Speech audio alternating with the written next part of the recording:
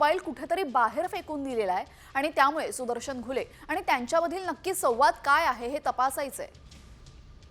सुरेश धस यांनी या संदर्भात माहिती दिली असून आता जेलमध्ये असलेल्या विष्णू साठेच्याही अडचणी आणखीन वाढणार आहेत।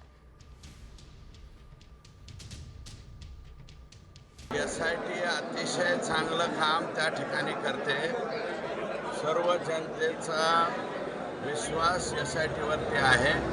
आज जे ताब्यात घेतलेला आहे विष्णू साठे यांनी स्वतःचा मोबाईल कुठेतरी बाहेर फेकून शेवटच्या 2 दिवसाचं संभाषण लपवण्याचा त्या ठिकाणी प्रयत्न केलेला आहे।